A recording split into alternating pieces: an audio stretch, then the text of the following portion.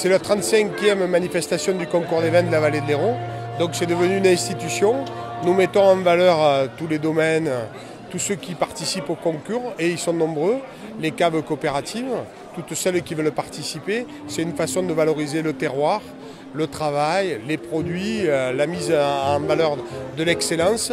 La viticulture sur le territoire de la vallée de l'Hérault représente 70% à peu près de la part économique de la vallée de l'Hérault. Effectivement, sur notre secteur, qui a été largement impacté l'an dernier avec les intempéries du mois d'avril, on a pu voir les conséquences que ça a pu mener après sur le territoire.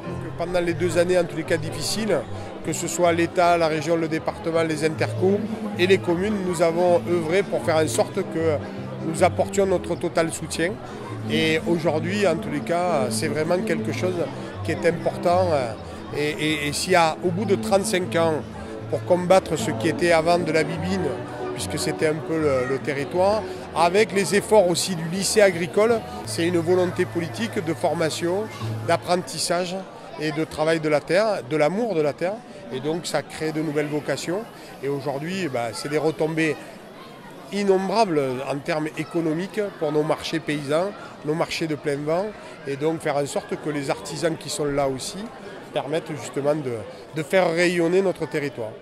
Le vin a un rôle qui est triple sur le plan économique, bien entendu, en termes d'emploi et en termes de rayonnement, donc aussi sur le national et à l'international, puisque donc on exporte beaucoup de vin à l'international et heureusement, puisque c'est ce qui nous a permis la consommation baissant en France, on boit moins mais on boit mieux.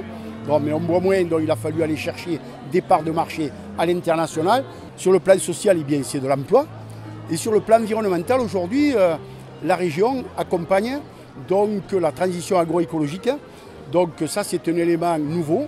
Et il n'est pas rare de trouver aujourd'hui une cave particulière où beaucoup de vignerons adhérents en cave coopérative qui sont engagés dans la certification haute valeur environnementale ou Terravitis.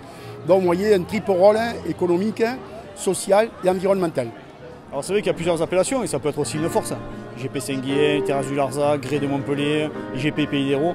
C'est vrai que peut-être on partait d'un peu plus loin que certaines grandes appellations, mais ici on a su aussi se réinventer, su retravailler le produit et la viticulture. On a le soleil en plus, le foncier qui reste encore, malgré le fait que ça soit cher, qui reste quand même abordable, et les façons de travailler, donc, et avec un renouvellement du parcellant qui a permis aussi de monter en gamme et en qualité.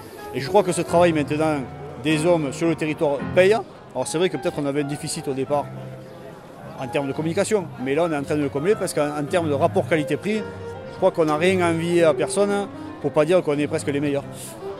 Le CCVH nous soutient déjà au niveau de l'onotourisme, beaucoup, et ce soir avec la remise des médailles, ça c'est très bien parce que ça montre que nos vins ont du valeur. C'est très important aussi pour nos clients parce qu'il y a beaucoup de clients maintenant qui cherchent aussi des vins qui sont médaillés. En fait, on dit que les gens viennent pour la nature ou pour nos vins et ils restent pour les hommes. Donc ça c'est très intéressant pour nous aussi.